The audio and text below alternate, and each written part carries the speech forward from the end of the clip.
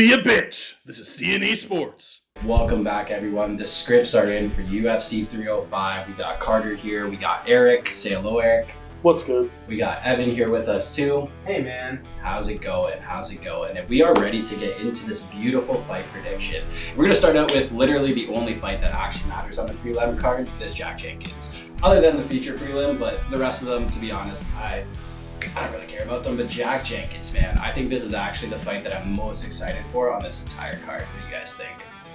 I mean, you guys were just showing me some highlights of this Jenkins kid, and like, I haven't heard of him before you guys were even talking about him, but this kid's a killer.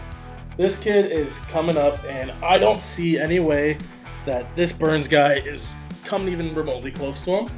The crispiness of his hands, like the way he flows into the body shot, like everything is thrown with a reason. Yeah. And his leg kicks, man. He reminds me of a Justin Gaethje type. How he just whips everything into a leg kick. He doesn't hold back at all. Devastating. He breaks people's legs. Yes. Literally breaks people's legs. And it's, I don't see this. I don't see this fight lasting long. I honestly think this could be one of those fights where it's a TKO via leg kick. Yes. No, I definitely, like, if I'm betting on a knockout, if you can go to the betting apps and bet for leg kick TKO, I'd probably pull out a second mortgage on the house that I don't have, but we're going to go with it anyways. But I think this one's going to be an absolute barn burner. Official prediction here, I think I got Jack Jenkins in the second round via leg kicks. I'm not going to go strictly via leg kicks, but I'm going to go Jack Jenkins round 2 knockout as well. I think Jack Jenkins is going to hurt this guy so bad that it's going to end up being possibly a decision. I think this guy's going to cower in a corner and just try to run the whole time. It's going to be what fucking leg? Yeah. Or I guess hobble. Yeah, he'll be hopping on one fucking leg. I guess he's going to be hobbling. Yeah. But yeah, if it's going to be a finish, I'm taking Jack Jenkins second round body shot TKO. That's a good one. That's a good one right there. So in the featured prelim on the night, we got Tafa versus Walker. This is another one of those fights that won't get out of the first round. I think it'll be quick. It'll be devastating. But I think the Aussie's going to lose. I'm going to go with Walker. You know, that's a hot take. Considering how Tafa's been on an uptrend, he's a young gun in the heavyweight division compared to most of these other people, who are 38, 39. You know, he's pretty young in the heavyweight division. And he's putting people's lights out, man. Like, in my opinion, I agree with you that it's going to be a quick barn burner. It's going to be a first round finish. I don't see this lasting more than one round. But in my opinion, I don't even know anything about Walker. I'm not going to lie to you. Tafa is going to starch him. It's going to be lights out, night-night. I mean, he did get finished in his last fight, but you really can't hold that against him because his brother was going to fight. He literally stepped in on a couple days' notice. Wasn't even fully in fight camp, I don't think either. And even though he got his legs absolutely battered, you could literally see that warrior spirit. Yeah. I think in front of the Aussies, I think it was in Australia last time too, but I think he's just coming out with a different type of energy, a different type of intensity, and I think he's going to get the shoe that Tai Tuivasa is not going to get later in this card, so I think he's going first round KO. We're also talking about heavyweights here. Like, no one can hold a finish over anybody's head. All these guys hit like fucking trucks. Yeah. Like, we can't say... It's just a matter of time before one of them goes out. Exactly. Like, even eventually. It's whoever lands first. Yeah. It's basically whoever gets the first big shot. Yeah. That's who wins. Unless you're watching an Almeida fight, exactly. Everything else is going to knockout. But if we're talking about like look at even like Roy Nelson, a historical fucking person in the sport, big country, who had the best chin. Even he eventually went down. Yeah, he's been finished before. So like Mark Hunt, he's been finished before. Pause. But in all fairness, again, we're in these heavier divisions. These guys hit so hard.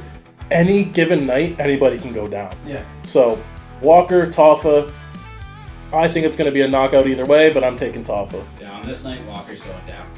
I'm standing strong over here on Solo Island with Walker. Get swimming, bud. Opening up the main card of the evening, we got Li Jingliang, a vet of the UFC, versus Carlos Prates, an upcoming prospect.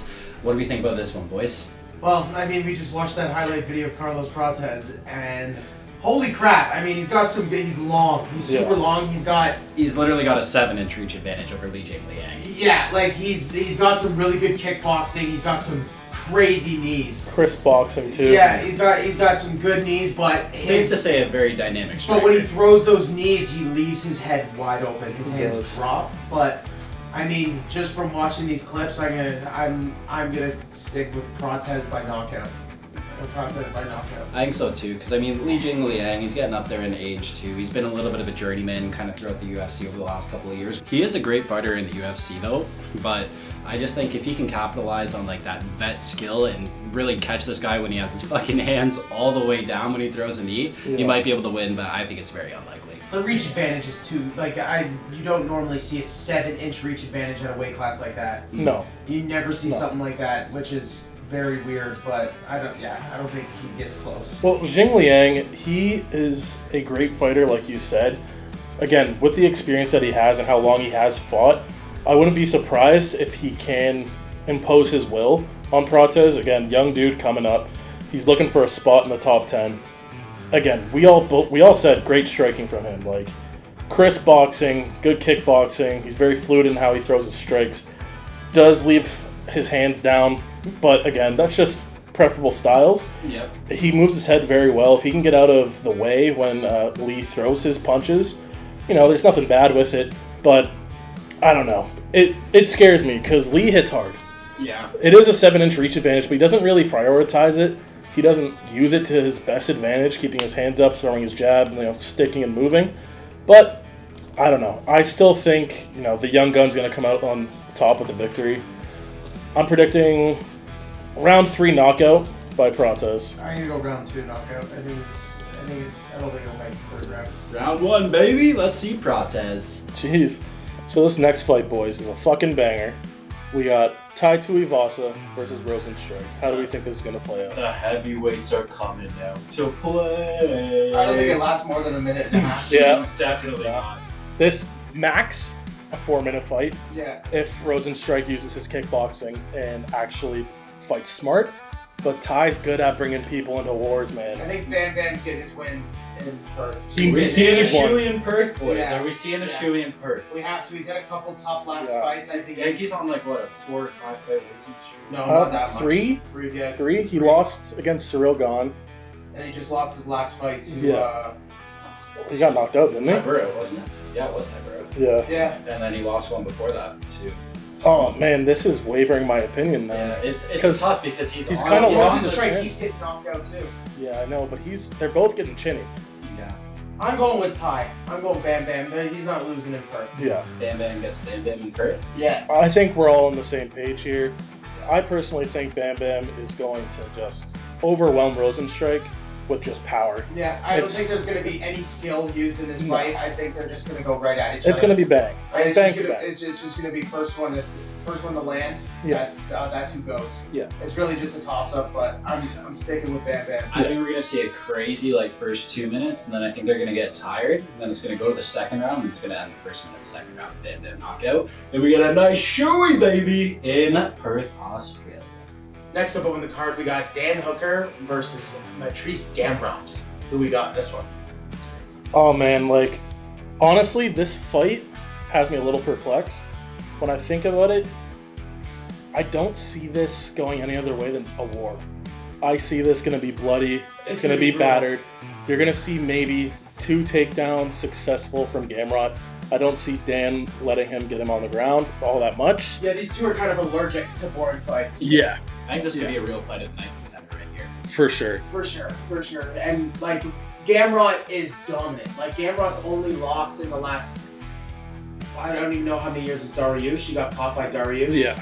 That was it. And other than that, he's been on a tear. Yeah. He's been destroying everyone. And he was he was the backup for, was it Islam Poirier? Yeah. That he was the backup for? But think about this. Once Dan Hooker went all Slim Shady on him, and he dyed his hair blonde, and he started getting tattoos, ever since then, he's been a demon. Yeah, he's kind of back to that Dan Hooker that fought Poirier. Exactly. And you never know what's going to happen when Dan Hooker starts throwing. Yeah, and he's also got the hometown crowd He does. too, in Perth. That's huge. That's got to be a factor. It's huge. Especially all the Aussies on the card. It definitely does play a role here too. It definitely does. Like Gamrot is pretty composed. Like he's smart. I don't think it affects Gamrot at all. Like, He's going into. He's a serial hurt killer. someone. He's a serial killer. His emotion's not there. These European fighters, there's no emotion. Yeah. I respect it. I know personally from my history, wrestling, I was a bitch. I was scared every single time before I stepped on the mat.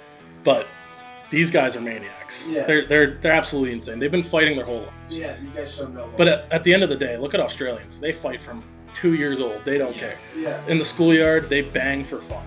So. but bringing it back,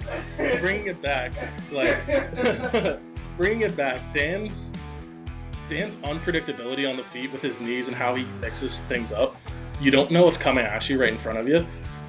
Gamrot, I'm pretty sure, can weather the storm. I think more than likely this is going to be an upset with either way you go. I think it's going to go split decision. There's not going to be a finish. Neither of these guys are easy to finish. Yeah. You don't see it often. No. I don't think I've ever seen Dan Hooker really get knocked out. Yeah, no, the closest would have been Chandler. Yeah, and that's a TKO Yeah. in my books. I mean, it was a clean left hook. I'm not gonna lie. Yeah, he dropped him. He was dropped. But like, that's also Michael fucking Chandler. Yeah. We're talking about Michael Different type of Chandler power here. too. Yeah, you can't blame Dan Hooker on that. No. But he was also on and off in that time frame. Yeah. Like he was win 1, lose 2, win He 2, went on a lose couple 1. fight losing streak after that Chandler. He did. loss. Yeah. He did. And then But again, he's back. Slim Slim Shady. Yeah. Slim Shady. He's been killing it. Yeah. All right. So for the official predictions, gentlemen, what do we got for this Gamrot Hooker fight? I got Gamrot. By Sub. submission. Ooh. Crazy. All right. Very rarity that you'd ever see Gamrot even throw up a sub. But I think he's going to have to change it up. I think he's going to have to take the Yeah. round. Because I think it'll get to a point, even though it is only a 3-round fight, and then Hooker will put it on him. yeah. And I think Gamrot might have to switch up. Might have to switch up the flow and take it to the ground. And Dan Hooker is not good on the ground. He has never really been the greatest on the ground. Well, But I can see Gamrot by sub. personally, I think we have a Robbie Lawler, Rory McDonald fight on our hands. I think we're gonna have a war. I'm gonna predict this is going to be a TKO 3rd round finish by Dan Hooker. Ooh, crazy. It totally could happen, but taking the safe bet here, I think Gamrot split decision. I think it's just gonna be a crazy war all 15 minutes of this fight. Yeah. But we got more fights to talk about, so. And the co-main event of the evening is also gonna be a banger fight, I think. What do you guys think, boys? Yeah, it's going to be a war. It's going to be a big time war. I don't know. Kai Car France is, he scares me a lot. He's for being 125, he scares me a lot. Yeah. But Steve Erceg, he's had 4 fights in the UFC. He's already fought for a title, Yeah. and he took Pantoja to a lit. Like he took it to Pantoja. Yeah. If takedowns weren't a thing in that fight, he would have edged out the decision. Yeah. Like it was a super close fight. And Kai's kind of hit and miss. Like he goes on a roll, but he has a couple tough losses that he has. Yeah. I don't know. I think Erceg's just on a roll. I don't think that loss to Pantoja is going to hurt him at all. I'm going to go with Erceg by decision. I don't think he finishes Kai, but I think it goes to decision. Yeah. I don't know. I just think with Kai's aging and maturity, like he's still pretty young. He's not an old person in the sport. And he's also fighting at a lighter weight class. For this lighter weight class, he's one of the best finishers. I personally think if Kai can put hands on him and he can switch it up and like throw his kicks and he can get hands on him, I personally think Kai will probably finish it. But with how Erceg fights and he's so calculated and calm, it's going to be a hard win for him to get. But I'm definitely taking Kai by knockout in this fight. Yeah, because I think you have like a very calculated fighter, like You you do. said in Erceg, but then Yeah. Kai with his striking is a lot more dynamic. Yeah. Because Erceg's more of like a boxer. I think, Yeah, he's very based in boxing and striking. yeah, So 3-piece combo. yeah, I think it's a tough one. I mean, like, yeah, I think I got Erceg knocked him out. I think he's just gonna do a crazy upset, go right back into the rankings. You got But I Erceg think, knockout. yeah, but I think Kai Kara France, I think that's a solid pick right there too. So Erceg knockout. That one's a little tough. I don't know if he'll knock out Kai, but He's not known to have power. yeah, and he has a couple knockouts on his resume, but I don't think he'll. Yeah, I just sense something crazy coming. You heard it here first. Yep. You heard it here first. clip it. So we got the main event, The stylebender Israel Adesanya versus Dricus du Plessis. The Battle of Africa. Who do we got, boys? Well, right off the cuff, I mean, Izzy's taken almost a year off. Is it? Almost 8 months? Yeah, roughly. I mean, he's. I don't know. It's a tough fight. I think I'm gonna go with Izzy, just because he's just a better striker. Yeah, I think he can easily outstrike like. And Strickland was getting to him. Strickland was getting to Du Plessis a lot in that fight. So I don't know. I think Izzy will get to him. Yeah, Izzy can get to him, but like it's a matter of but he can keep him away. It's just as good as keeping him away. It's a matter of putting him down. Dricus du Plessis has a great chin. He's also a tank. He's a powerhouse. So if he does clip Izzy, we've seen Izzy get knocked out before. We've seen with the best striker in the division, Alex Pereira, knock him out before. Strickland almost knocked him out, who has way less power than Dricus du Plessis does. The fact that Du Plessis is even a middleweight blows my mind. Yeah. But he also has like that charge forward style. He does. That Izzy did have a lot of trouble with when he fought Strickland. Yeah. He just pressured him the whole time. Yeah. He couldn't really stay at range and use the striking. But Strickland was more composed with that. I mean, if Dricus just tries to go at him, Izzy will catch him coming in. Like, that'll be... Well, Dricus has a very similar fighting style, if you look it up, to Michael Chandler in a sense, without the wrestling. He has a very similar striking style. It's very looping punches. He's going to throw random strikes at you. He's not really going to throw many kicks. He may chop your legs down a bit just because, let's be real, Izzy's weakness, if you look at his anatomy, sorry about that. If you look at his anatomy, his weakness is his legs. Yeah.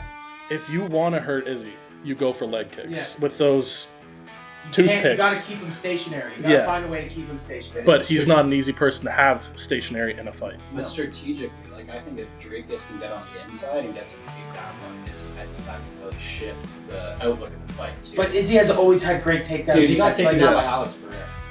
Yeah, but that was kind of out of nowhere. He wasn't expecting Alex to shoot a takedown. Yeah, but he's fought pure wrestlers before, and they haven't been able to take him down. Though Izzy does have great takedown defense, let's be real, Du Plessis doesn't have the wrestling background to impose his will on someone like Izzy. Yeah. I don't see him being able to shoot a double leg and actually fall through with it. Yeah, the fight's gonna stay standing. I don't think it'll go. I think it'll go to the ground. I think it will. I think Izzy initiates it. If it goes to the ground, I think it's Izzy that initiates it. I don't think it'll be Dricus. Dricus take down Strickland a couple times in that fight too. He got a lot of control time. He did. He got control time on the top, but you got to think Strickland is not a BJJ black belt. Yeah. Neither is Izzy. Yeah. But Izzy's a problem. Like we've seen his ground game evolve from when he first got into the sport, and even now where he's at in his Brazilian Jiu-Jitsu career, not even just MMA in general. The dude's dangerous at all levels of the sport. We've only seen him really stand up. That's the issue. We've heard him talk about it with his coaches. We've heard him talk on podcasts. He loves Brazilian Jiu-Jitsu. He trains it. He's like O'Malley. O'Malley. O'Malley's so good. Like, no one knows how good O'Malley actually is on the ground, but he talks about, like, all he does is Jiu-Jitsu. Exactly. Yeah. So, I mean, we got, Izzy, obviously, the advantage in the striking. We got Dricus, who can really just put a lot of pressure forward. He can get in the inside for takedowns. But for the official predictions, what are we thinking here, boys? I'm going Izzy decision. I think if it goes to decision, it's going to be Israel Adesanya. If the fight is finished, I believe Dricus du Plessis will knock him out around the third round. I got Izzy second round KO. I think he's got to put pressure on, super early. Because if he's not getting Dricus out of the first two... Hot take. I don't know Dricus decision, but I think Izzy gets him up in 2. I think he has to. It's got to be Pereira. So it'll be a good fight, but we'll see you at the main event. Don't forget to like and subscribe, and let us know your thoughts on our predictions in the comments below.